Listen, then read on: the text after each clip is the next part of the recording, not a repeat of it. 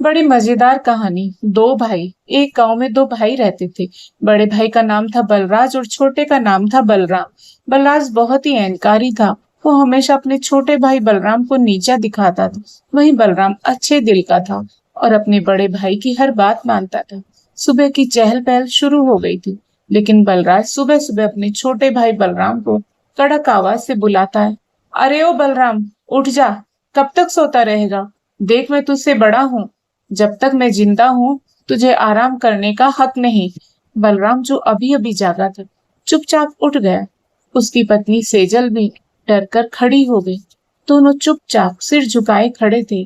बलराज ने कहा, मेरी ही छांव में रहकर पेट भरता है। घर भी मेरे नाम का, खेत भी मेरे नाम का। तेरा तो कुछ भी नहीं है यहाँ। याद रख, ये तो मेरा एहसान है तेरे ऊपर। नहीं तो तू सड़क पर बैठा होता। तेरी औकात क्या है? कभी आईने में देखा है खुद को? तू तो बस मेरा दिया हुआ एक टुकड़ा है, जो भीख की तरह मैं तुझे डाल देता हूँ। बलराज हर रोज इसी तरह बलराम को ताने देता और बलराम हर रोज की तरह चुप खड़ा था। उसने कभी जवाब नहीं दिया। उसके माता पिता बचपन में ही गुजर गए थे। बड़ा भाई ही उसे पाल पोस कर बड़ा किया था। लेकिन जैसे तैसे बलराज की उम्र और दौलत बढ़ी, उसका दिल छोटा होता गया। बलराज की पत्नी लता भी वैसी ही थी, हमेशा ताने देती। बलराज के साथ लता भी शुरू हो गई। देखिए जी, बारिश आने वाली है। कह दीजिए इस कामचोर से कि जल्दी से घर के बाहर का कीचड़ साफ कर दे। सारे गांव वाले हमारे घर के सामने से ही तो गुजरते हैं। अगर रास्ता गंदा हो गया तो लोग क्या कहेंगे? कहेंगे कि इतने बड़े खेत, इतने मवेशी, इतना सोना रखने वाले बलराज के घर के आगे कीचड़ भरा पड़ा है। लोग हंसेंगे हम पर। इज्जत का भी कोई मोल होता है। लेकिन इसको क्या फर्क पड़ता है? इसे तो बस रोटी चाहिए खाने को, चाहे घर की इज्जत मिट्टी में मिल जाए। सुबह से पड़ा हुआ है, जैसे कोई राजा हो। रोज इसे देखकर मन जलता है। घर में पालतू जानवर भी इससे ज्यादा काम के होते हैं। कहिए इससे उठे और साफ करे, वरना बारिश में ये सारा कीचड़ अंदर तक आ जाएगा और गांव वालों के सामने हमारी नाक कट जाएगी। बलराज ने कहा, क्यों? सुन लिया ना बलराम? जा, घर के आगे आगे का रास्ता साफ कर। और सुन, मवेशियों के लिए चारा भी काट ला। मुझे खेत देखने जाना है, वहां भी काम होगा। बेचारा बलराम चुपचाप बाहर निकल गया। उसका दिल भारी था। हर दिन भाई की बातें उसे तोड़ रही थी, लेकिन फिर भी वह यही सोचता, भैया ने ही तो पाला है, उनका हक भी है डांटने का। बारिश की बूंदें अब धीरे धीरे गिरने लगी थी। आसमान में घने बादल थे। बलराज खेत की ओर निकल पड़ा। जाते जाते बलराम से बोला, सुन, अगर बारिश तेज हुई और नदी का पानी घर तक आ गया, तो सबसे पहले मेरे मवेशी बचाना। तेरा सामान तो वैसे भी कोई काम का नहीं, पर मेरी गाय भैंस मर गई तो नुकसान मेरा होगा। बलराम की आंखों में आंसू आ गए, पर उसने सिर झुकाकर कहा, ठीक है भैया, जैसा आप कहें। आपका हर हुक्म सर आंखों पर। बारिश अब तेज होने लगी थी। आसमान में बिजली कड़क रही थी। बलराम ने जल्दी जल्दी घर के बाहर का रास्ता साफ किया, फिर मवेशियों के लिए चारा काटने लगा। मन ही मन उसने भगवान से कहा, हे भगवान, इस बारिश में हमारे घर बचे रहे। भले ही मेरा कोई सामान बह जाए, पर भाई का घर बचा लेना। उनके पास तो सब कुछ है। मैं तो जहां भी जाऊंगा रह लूंगा। बारिश और तेज होने लगी, लेकिन बलराज को अपने खेत की चिंता थी। उसने दूर से देखा, पानी खेतों में भर चुका था, मगर उसके मन में सिर्फ एक ही बात थी, अब की बार फसल मरी तो बलराम को काम से निकाल दूंगा। उसके पेट पर बोझ उठाने की ताकत मुझ में नहीं है। बलराज के मन का घमंड और लालच बारिश के पानी से भी ज्यादा गहरा था। बारिश की बूंदें अब तेज होकर मूसलाधार बन चुकी थी। गांव के लोग अपने अपने घरों को मजबूत करने में लगे हुए थे। नदी का पानी उफन कर किनारों से बाहर आने लगा था। उसी समय बलराज घर लौट आया और गुस्से में भी था, क्योंकि खेत का आधा हिस्सा पानी में डूब चुका था। आते ही उसने देखा बलराम ने चारा काटा नहीं था। दरअसल बारिश इतनी तेज थी कि बलराम खुद भीगकर कांप रहा था, लेकिन बलराज को उसकी हालत से कोई फर्क नहीं पड़ा। उसने गुस्से से चिल्लाकर कहा, निकम्मे, जब देखो तब भीगता रहता है। चारा नहीं काटा, अब मवेशी भूखे मर जाएंगे। तो किस काम का है आखिर? बलराम कांपते हुए बोला, भैया, बारिश बहुत तेज थी, माफ कर दो, मैं अभी काट लाता हूँ। बलराज की आंखों में घमंड और नफरत भर आई। उसने अपने पैर से जूता निकालकर जोरदार से बलराम को मारा। बलराम गिर पड़ा। उसकी पत्नी सेजल दौड़ती हुई आई, लेकिन बलराज ने उसे भी धक्का दे दिया। बलराम का बेटा केशव जोर जोर से रोने लगा। बलराज ने चिल्लाकर कहा, बस बहुत हो गया, आज से यह घर तेरा नहीं, निकल जा यहाँ से। मैं तुझ पर और तेरे परिवार पर एक दाना भी खर्च नहीं करूंगा। निकल जा मेरे घर से। सेजल हाथ जोड़कर बलराज से कहती है, भैया, हाथ जोड़ती हूँ, ऐसा मत करो, बारिश हो रही है, हम कहाँ जाएंगे इस वक्त? देखो भैया, हमारा तो कोई नहीं है, यह घर ही हमारा आसरा है। अगर इसे भी छोड़ देंगे तो छोटा बच्चा कहाँ सिर छुपाएगा? भैया, भगवान के लिए इतनी रात में, इतनी ठंडी में कहाँ जाएंगे हम? सड़क पर मर जाएंगे भी। आपको जो चाहे सजा दे दीजिए, काम का दोहरा बोझ दे दीजिए, लेकिन घर से मत निकालो। बलराज बोला, जहां मर्जी जाओ, नदी में डूब मरना है तो मर जाओ, मुझे कोई फर्क नहीं पड़ता। यह घर मेरा है और इसमें रहने का हक भी सिर्फ मेरा है। बारिश की बूंदें अब बलराम के आंसुओं के साथ मिल चुकी थी। वह चुपचाप उठा। उसके गीले कपड़े उसके शरीर से चिपक रहे थे। उसने अपनी पत्नी और बेटे को साथ लिया और निकल पड़ा। सेजल की आंखें लाल थी, लेकिन उसने भी कुछ नहीं कहा। दोनों घर से बाहर निकल गए। बाहर ठंडी हवा चल रही थी। बारिश में उनके पैर कीचड़ में धंस रहे थे। बच्चे का शरीर ठंड से कांप रहा था। रात का अंधेरा उतर आया था। गांव के लोग खिड़कियों से देख रहे थे, पर किसी की हिम्मत नहीं हुई कुछ बोलने की, क्योंकि बलराज से सब डरते थे। बलराम धीरे धीरे नदी की ओर बढ़ गया। नदी किनारे थोड़ी सी ऊंचाई थी, जहाँ बरगद का बड़ा पेड़ था। वहीं पर एक पुरानी झोपड़ी थी। उसी पेड़ के नीचे बलराम सेजल से कहा, यही रुकते हैं सेजल। देखो, यह झोपड़ी भी पुरानी और टूटी फूटी है, लेकिन हमारे लिए यह भी किसी महल से कम नहीं है। कम से कम हमारे सिर पर एक छत तो होगी। ईश्वर ने हमें हर मुश्किल से बचाया है सेजल, आज भी बचाएंगे। मुझे पूरा भरोसा है। हमारे दुख के दिन जल्दी ही खत्म होंगे। हमें बस हिम्मत नहीं हारनी। जब तक यह सांसें चल रही हैं, मैं तुझे कभी भी खुले आसमान के नीचे सोने नहीं दूंगा। सेजल रोते हुए बोली, सुनिए जी, हमने किसी का क्या बिगाड़ा था? हम तो हमेशा सबका भला ही चाहते थे, फिर भी भैया ने हमें क्यों निकाल दिया? उनका दिल इतना कठोर कैसे हो गया? हम तो अपने हक का भी नहीं मांग रहे थे, बस 2 रोटी और सिर छुपाने की जगह चाहिए थी। क्या यही हमारा कसूर था? भगवान ही जाने अब हमारा क्या होगा। बलराम ने कहा, सेजल, मत रो, मत रो। देखो, केशव को ठंड लग जाएगी। उसका बदन कांप रहा है। अगर तू ऐसे टूट जाएगी ना, तो मैं भी कमजोर पड़ जाऊंगा। मैं अभी जाता हूँ गांव के बाहर, वहां पेड़ के नीचे सूखी घास पड़ी थी, वही ले आता हूँ। देख लेना, इसी बारिश में, इसी ठंडी रात में हम अपना घर सजाएंगे। हाँ, टूटी फूटी झोपड़ी होगी, दीवारों से हवा भी आएगी, लेकिन वह हमारा होगा। सेजल सिर्फ हमारा, छोटा सा, लेकिन उसमें तेरा, मेरा और केशव का सपना होगा। मुझे यकीन है भगवान हमें देख रहे हैं। एक दिन यही बारिश हमारी खुशियों की भीगी भीगी सौगात लेकर आएगी। इतना कहकर वह उठा और घने अंधेरे में चला गया। सेजल अपने भीगे बेटे को सीने से लगाकर बैठ गई। आसमान से बिजली चमक रही थी, बरगद के पत्ते झड़ रहे थे और उसी पेड़ के नीचे एक टूटे परिवार ने नया जीवन शुरू करने की ठानी थी। बारिश की बूंदें थमती नहीं थी।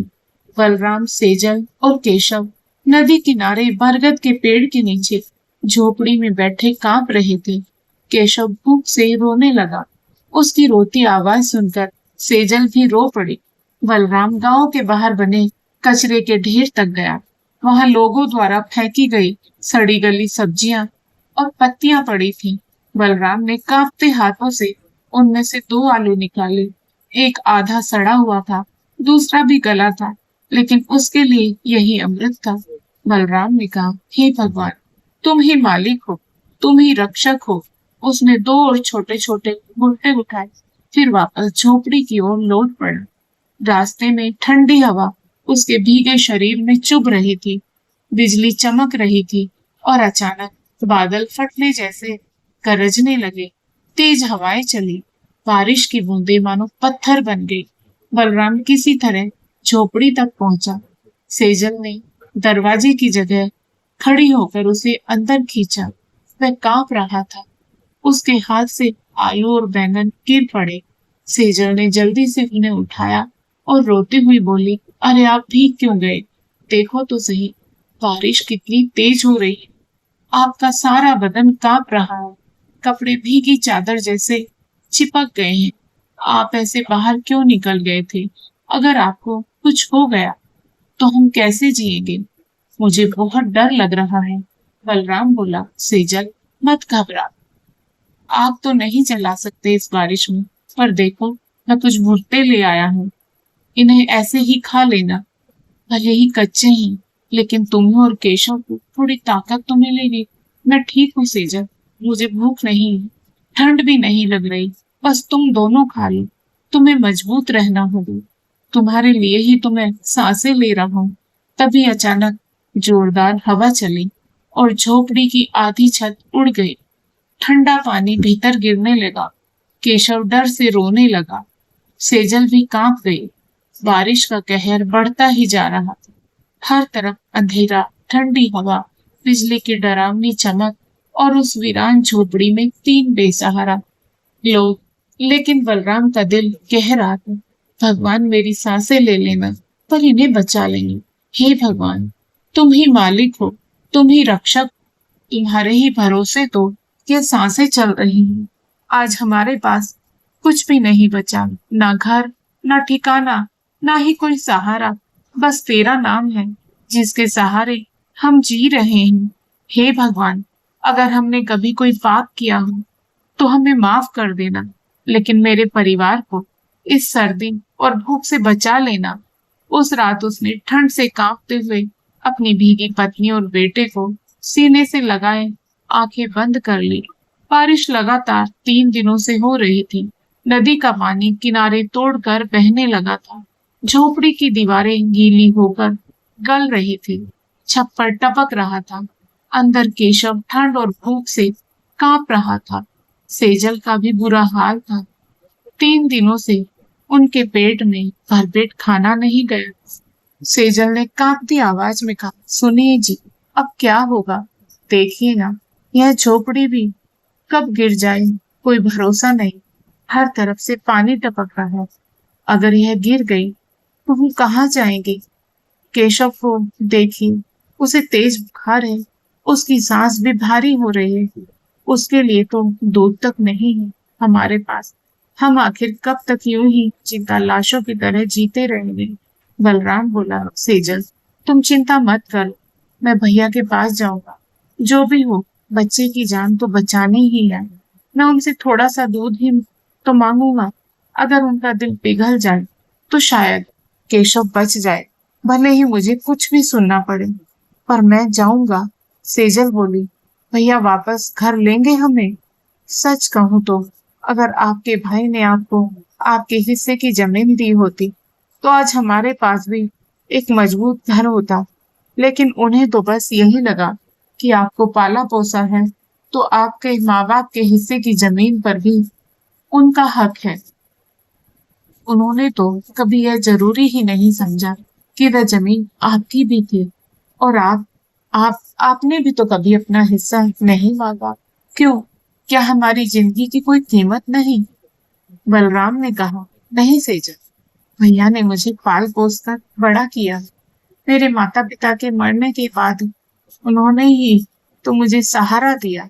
अगर इस एहसान के बदले उन्होंने मेरी जमीन ले ली तो क्या हुआ? मैं भाई से कभी अपना हिस्सा नहीं लेना चाहता। जो दिया ईश्वर ने दिया, जो नहीं दिया वह भी उनकी मर्जी।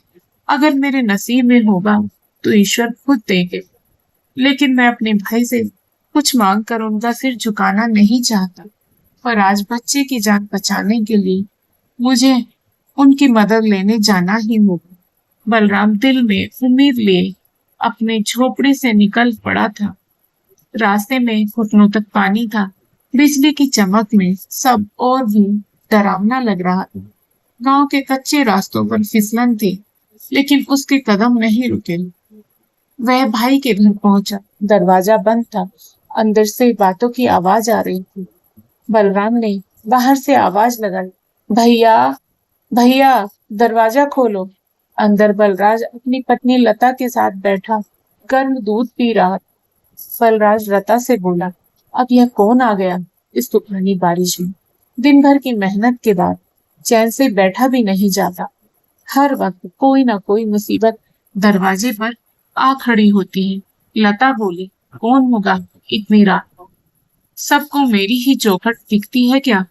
बलराज उठा, दरवाजा खोला। सामने बलराम को देखकर उसका चेहरा गुस्से से लाल हो गया। उसने तिरस्कार भरी नजरों से पूछा, क्यों आया है यहाँ? क्या चाहिए तुझे इस वक्त?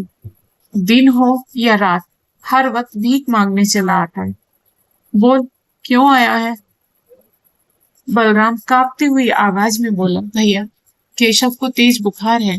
3 दिन से बारिश में भीगा पड़ा है। उसका पूरा बदन ठंडा पड़ रहा है। उसके पास ओढ़ने को कुछ नहीं है, खाना भी नहीं। झोपड़ी कभी भी गिर सकती है। भैया, कुछ अनाज दे दो, कोई पुरानी चादर ही दे दो। बच्चा है भैया, उसकी जान बचानी है। हम कहीं और नहीं जाएंगे, बस उसकी सांसें चलती हुई, इतनी सी दया कर दो। लता भी दरवाजे पर आकर खड़ी हुई और कहने लगी, सुनो जी, देखिए तो ये फिर आ गया भीख मांगने। निकम्मा कहीं का, काम धंधा तो है नहीं, बस दूसरों के दरवाजे पर हाथ फैलाना आता है। अरे हट, हमारे पास भी खाने को कुछ नहीं है, समझे? और सुन, भगवान के नाम पर मत आना बार बार। जो अपनी बीवी बच्चों का पेट नहीं पाल सकता उसे तो मर ही जाना चाहिए। बलराज भी बोला, चल निकल यहाँ से, हमारा सिर मत खा। बलराम बोले, भैया, एक बार केशव को देख लो, छोटा सा है, मर जाएगा तो। बलराज ने कहा, निकल जाए यहाँ से, मरना है तो मर जाए, मुझे क्या फर्क पड़ता है। तू जिए या मरे, मेरी जिंदगी पर कोई असर नहीं पड़ने वाला। हर बार रोनी सूरत लेकर चला आता है। निकल यहाँ से। और सुन, आइंदा मेरे दरवाजे पर भी मत दिखना। बारिश की बूंदें उसके आंसुओं के साथ बह रही थी। वह उल्टे पांव लौट पड़ा। गांव के कुछ लोग अपनी अपनी खिड़कियों से देख रहे थे। बलराम ने एक घर के आगे जाकर मदद मांगी। घर के मालिक ने तिरस्कार से कहा, जब तेरा अपना भाई ही तुझ पर दया नहीं कर रहा तो हम क्यों करें? निकल यहाँ से। आखिरकार वह टूटे दिल से, भीगे कपड़ों और खाली हाथों के साथ फिर उसी नदी किनारे की झोपड़ी में लौट आया। सेजल ने उसके चेहरे की हालत देख ली। वो समझ गई। उसने कुछ नहीं पूछा। दोनों की आंखों से आंसू चुपचाप बहते रहे। बाहर बारिश और तेज हो गई थी। बिजली की कड़क सुनाई दे रही थी। दूर आसमान में बादल गरज रहे थे। ऐसा लग रहा था जैसे आसमान भी रो रहा। इंसान की बेदिली और लालच पर बच्चे के लिए खाने का इंतजाम करने वो फिर से निकला। रात अंधेरी थी। रास्ते में गांव के बाहर पीपल के पेड़ के नीचे उसने एक बूढ़ी अम्मा को देखा। उसके शरीर पर एक फटी पुरानी साड़ी थी। उसके बाल भीगे हुए थे। उसके होठ कांप रहे थे और आंखों में बेबसी थी। वह पूरी तरह भीग चुकी थी। बलराम का दिल रो उठा। उसने रुककर पूछा, अम्मा, यहाँ क्यों खड़ी हो? इतनी बारिश में भीग जाओगे, तुम्हारा यह पतला सा कपड़ा भी सारा भीग गया है, ठंड लग जाएगी। अम्मा कुछ तो बोलो, इतनी रात को यहाँ अकेली क्यों खड़ी हुई? बूढ़ी अम्मा ने कहा, बेटा, कई दिनों से कुछ खाया नहीं, भीख मांगने गांव गई थी, मगर किसी ने कुछ नहीं दिया। किसी के पास दो वक्त की रोटी भी नहीं बची। क्या शायद दिल ही मर गया? अब यह बूढ़ा शरीर जवाब दे रहा है। खड़े खड़े भी सांस नहीं ली जा रही है। हाथ पैर सुन्न हो गए, पेट में भी कुछ नहीं। लगता है बेटा, अब भगवान ही बुला ले। आज शायद आखिरी रात है, और कोई बात नहीं, भगवान के पास जाऊंगी तो शायद वहां भूखा न रहूं। बलराम की आंखों से आंसू बह निकले। उसने कांपते हाथों से अपनी भीगी जेब टटोली। उसमें गांव के कचरे से मिले दो छोटे आलू थे, जिन्हें वह केशव और सेजल के लिए लाया था। लेकिन बूढ़ी अम्मा की हालत देखकर उसका दिल भर आया। उसने दोनों आलू बूढ़ी अम्मा के हाथों में रख दिए। अम्मा ने कांपते हाथों से आलू पकड़े और आंसुओं से भीगे हुए चेहरे से मुस्कुराई और बोली, बेटा, तूने आज मेरी जान बचा ली। लोग अपने बच्चों के मुंह से निवाला नहीं छीनते, लेकिन तूने अपनी पत्नी, बच्चे का निवाला मुझे दे दिया। भगवान तुझे बहुत देगा। बलराम बोला, अम्मा, मेरे नसीब में देने के लिए कुछ भी नहीं है। यह तो बस मेरी मजबूरी और लाचारी है। मैं खुद किसी से मांगता फिर रहा हूँ। भला तुम्हें क्या दे सकूं? काश अम्मा, काश कि मेरे हाथ में भी कुछ होता तो तुम्हारे पैरों में रख दे। बूढ़ी अम्मा बोली, मैं तुझे आशीर्वाद देती हूँ बेटा। बोल क्या चाहिए? तुझे जो मेरे बस में होगा वो दूंगी। बूढ़ी हूँ, हाथ खाली है, पर दुआएं देने की ताकत तो अभी भी बाकी है। बलराम बोला, अम्मा, आप भी मजाक कर रही हो। भला आप क्या दे सकती हो मुझे? लेकिन अगर सच में कुछ मांग सकता तो एक पक्का घर मांगता। अम्मा, एक ऐसा घर जिसकी छत से पानी न टपके, जिसके अंदर मेरी सेजल और मेरा केशव भीगे नहीं, ठंड से कांपे नहीं। बस एक पक्का घर, यही सपना है मेरा। बूढ़ी अम्मा बोली, जा बेटा जा, जो तूने मांगा है वो तुझे जरूर मिलेगा। आज मेरी एक इच्छा पूरी हुई है, पर तेरा सपना अधूरा नहीं रहेगा। यह मेरा आशीर्वाद है। ईश्वर तेरी यही इच्छा पूरी करेंगे। जा बेटा, तेरे दुख के दिन खत्म हुए। बलराम को लगा अम्मा शायद बुढ़ापे में भ्रमित हो गई है। वह चुपचाप आगे बढ़ गया। उसकी आंखों से आंसू बह रहे थे, लेकिन दिल हल्का था कि उसने किसी भूखे को खाना तो खिलाया। जब वह वापस अपनी झोपड़ी के पास पहुंचा तो उसकी आंखें फटी की फटी रह गई। जहां वह टूटी फूटी झोपड़ी छोड़कर गया था, वहां अब एक बड़ा सा पक्का घर खड़ा था। लाल ईंटों की दीवारें, मजबूत छत, खिड़कियां और सामने एक छोटी सी ओसारे जहां सेजल बैठी थी। उसके चेहरे पर हैरानी और खुशी दोनों थी। सेजल बलराम को देखकर रोते हुए बोली, सुनिए जी, यह यह सब यह घर से कहाँ से आया?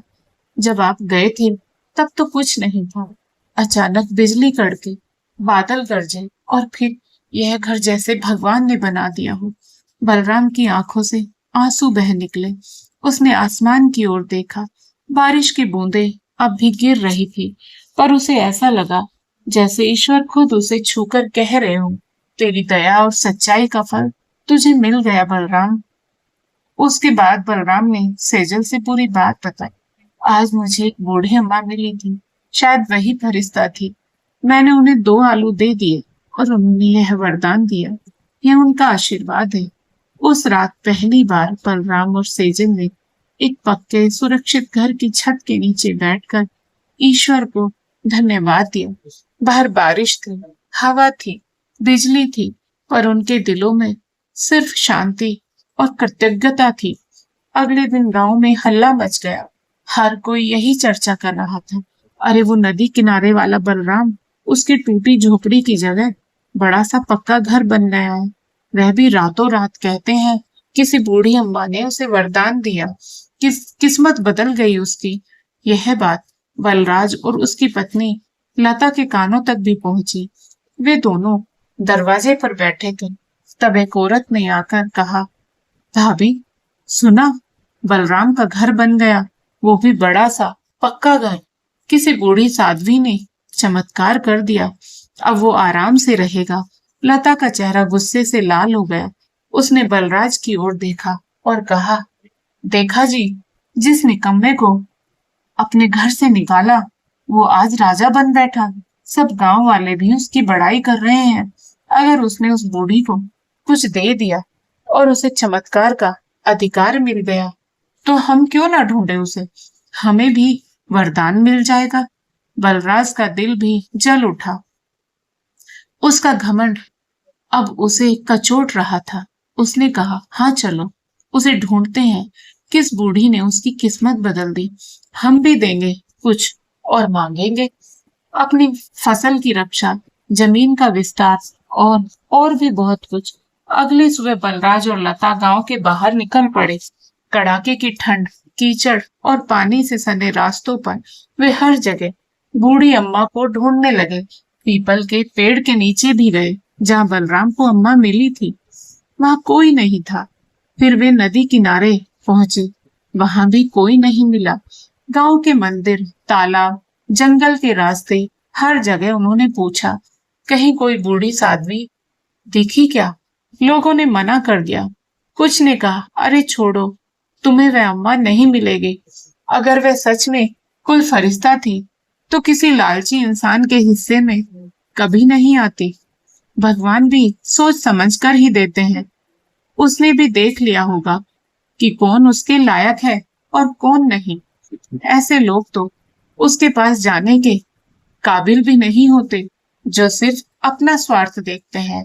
उन्हें फरिश्ते नहीं मिला करते। फिर 3 दिन तक ढूंढने के बाद दोनों थक कर घर लौट आए। लता ने गुस्से में कहा, सब आपकी ही वजह से हुआ। अगर आपने उस बेचारे बलराम को घर से न निकाला होता तो यह दिन तो कभी नहीं देखने पड़ते। अब देखना, अब वही गांव में सबसे बड़ा कहलाएगा। लोग उसकी इज्जत करेंगे और हम पर थूकेंगे। लोग कहेंगे कि बलराज ने अपने ही भाई को घर से निकाल दिया था और देखो, ऊपर वाले ने कैसे पलट दिया उसका नसीब। आपने बहुत बड़ा पाप किया है, बहुत बड़ा, और उसका फल अब हमें भुगतना पड़ेगा। लता की बातें सुनकर क्रोध में आकर बलराज बोला, मेरी वजह से? अरे मेरी नहीं, तुम्हारी वजह से हुआ यह सब। तुम ही तो दिन रात उसे कोसती रहती थी। कभी उसकी गरीबी का ताना देती, कभी उसके निकम्मेपन का। तुम्हारे ही कहने पर तो मैंने उसे घर से निकाला था। तुम ही तो कहती थी कि उसका होना ना होना बराबर है। अब क्यों मेरे सिर पर मर रही हो सब कुछ। सच तो यह है कि तुमने ही मेरे अंदर उसके खिलाफ जहर भरा था। अब भुगतो। बलराज और लता का चेहरा उतर गया। उन्हें लग रहा था जैसे जैसे उसके हाथों से सब कुछ फिसल रहा हो। उनका घमंड और लालच उन्हें भीतर ही भीतर जला रहे थे। उधर बलराम, सेजल और केशव तीनों अपने नए घर में बहुत खुश थे। केशव नए घर में दौड़ दौड़ कर खेलता। बलराम हर सुबह नदी किनारे बैठकर भगवान को याद करता। उसकी आंखों में कृतज्ञता के आंसू होते। वह मन ही मन कहता, हे भगवान, मैंने तो कभी मांगा भी नहीं, आपने इतना दे दिया। अब जीवन भर आपका ही नाम लूंगा। बाहर बारिश की बूंदें गिर रही थी। ठंडी हवा घर की खिड़की से अंदर आ रही थी, लेकिन अब डर नहीं था। अब वह पक्की छत के नीचे थे। अब उनके पास आसरा, सम्मान और संतोष था, जो बलराज के पास होते हुए भी नहीं था। आज की कहानी यहीं पर समाप्त हुई। फिर मिलेंगे एक और नई कहानी के साथ। कहानी पसंद आए तो लाइक शेयर जरूर करें और चैनल को सब्सक्राइब करना बिल्कुल ना भूलें। धन्यवाद।